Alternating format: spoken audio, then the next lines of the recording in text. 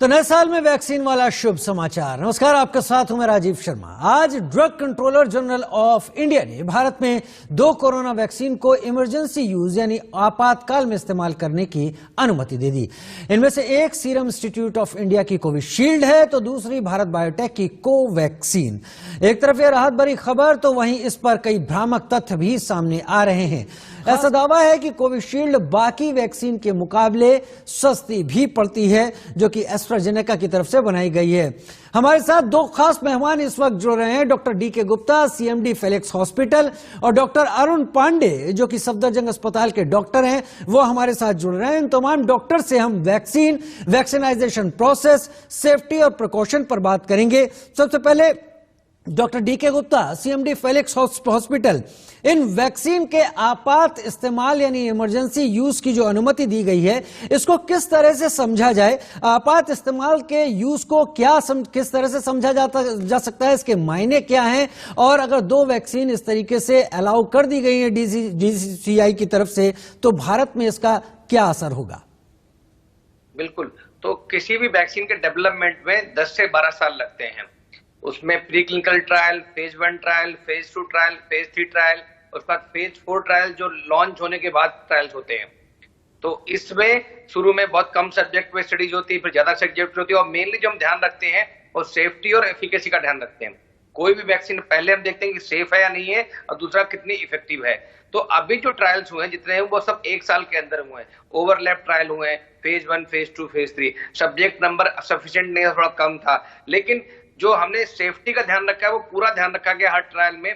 तीनों ट्रायल में प्रूवन है कि जितनी वैक्सीन जो अप्रूवल, इनको इमरजेंसी अप्रूवल मिल रहा है, वो पूरी तरह सेफ है पूरी। और जो इफेक्टिविटी की बात करें, वो भी एफिकेसी भी देखी गई इन ट्रायल्स में।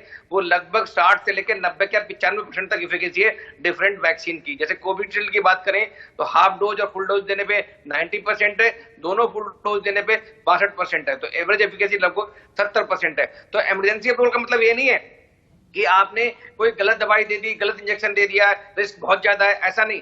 बट रिस्क हमें देखना पड़ता है इसमें कि जो बीमारी है उसका रिस्क कितना है हेल्थ पे, और जो सेफ्टी है उसका कितना है। तो सेफ्टी और उसका बीमारी का दोनों का रिस्क का रेशियो को हम वे करते हैं कि अगर हम वैक्सीन देते हैं तो उसका कितना फायदा है, अगर वैक्सीन नहीं देते हैं तो इस बीमारी जो जानलेवा बीमारी है कोविड-19, इससे क्या लाभ या क्या हानि हो सकती है। तो उन दोनों के रिस्क और बेनिफिट को असेस करने के बाद ही सरकार ने, साइंटिस्ट ने, ड्रग कंट्रोलर ऑफ इंडिया ने, विभिन्न देशों के ड्रग कंट्रोलर ने, खाली इंडिया के नहीं, चाहे एफडीए हो, चाहे यूके की ड्रग अथॉरिटी हो, सब लोगों ने इमरजेंसी अप्रूवल ही दिया। क्योंकि अभी कुछ दिनों और टेस्टिंग होगी और स्टडीज होंगी, इस पे बच्चों के लिए अलग स्टडीज होंगी, प्रेग्नेंट लेडीज के लिए अलग स्टडीज होंगी। तो फुल अप्रूवल जब सारी स्टडीज के रिजल्ट आ जाएंगे तब उसके बाद मिलेगा। लेकिन इमरजेंसी अप्रूवल का मतलब एक कतई नहीं है कि वैक्सीन सेफ नहीं है या वैक्सीन इफेक्टिव नहीं है। तो इसलिए मैं सबसे यही बोलूंगा कि अगर हम सबको हार्ड इम्यूनिटी डेवलप करनी है, हम सबको इस कोरोना से लड़ना है, तो सबको वैक्सीन लगवानी चाहिए। दोनों डोज पूरी लगवानी चाहिए। अगर एक वैक्सीन किसी एक कंपनी की है तो उसकी दूसरी डोज भी उसी कंपनी की लगेगी। 4 हफ्ते के इंटरवल पे लगवानी है।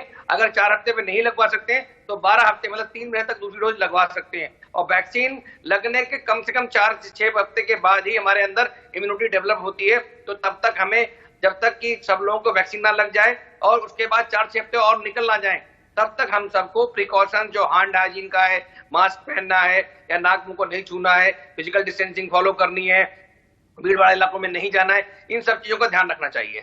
डॉक्टर डीके गुप्ता, एक लंबा प्रोसेस ड्राई रन किया गया है देश में। 2 बार ड्राई रन हुआ है, एक बार पूरे देश में, एक बार 4 मेट्रोज में हुआ है। ये जो वैक्सीनेशन प्रोसेस के लिए ड्राई रन किया गया, इस वैक्सीनेशन प्रोसेस को किस तरीके से अंजाम दिया जाएगा, अगर आप दर्शकों के लिए समझा पाए तो?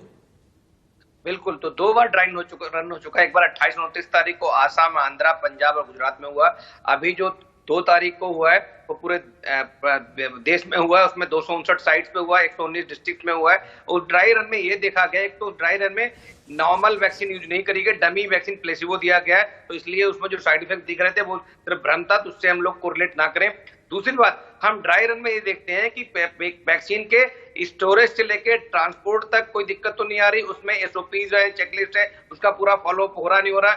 जो हमने जहां पे वैक्सीन लगानी है उस एरिया में जो एज पर गाइडलाइंस सारा स्पेस है नहीं, पार्किंग एरिया है नहीं, waiting area, observation area, vaccination area, सारा इक्विप्ड है नहीं, वहां पे 4 तरह के हेल्थ वर्कर्स को तैनात किया गया था, जिसमें सपोर्ट स्टाफ था, हेल्थ केयर वर्कर्स थे, नर्सिंग स्टाफ था, भीड़ भाड़ लोगों, एडमिनिस्ट्रेशन का लोकल स्टाफ था। इसके अलावा जो वैक्सीनेशन के लिए पेशेंट आ रहा है उसको वैक्सीन लगाने के बाद ऑब्जर्वेशन एरिया में आधा घंटे तक बिठाया जाता है कि उसके अंदर कोई साइड इफेक्ट तो नहीं है, कोई क्रिटिकल कोई प्रॉब्लम तो नहीं हो रही, सो दैट अगर कुछ हो तो उसको इमीडिएटली रिजॉल्व किया जा सके। और प्लस जो डाटा एंट्री है वो कोविन जो ऐप है उसमें सबकी डाटा एंट्री हो जाए, सो दैट अगली डोज लगने के बाद उसको मैसेज चला जाए। तो ये सारा ड्राई रन इस तरह से डॉक्टर डीके गुप्ता, ये एक लंबा प्रोसेस लगता है शुरुआत में कि अगर हर शख्स को शुरुआत में वैक्सीन देने के बाद अगर उसे आधे घंटे तक मॉनिटर किया जाएगा, कम से कम आधे घंटे भी मॉनिटर किया जाता है, तो हम उम्मीद करते हैं एक बड़ी संख्या नहीं होगी शुरुआती महीनों में जिसे वैक्सीन मिल पाए।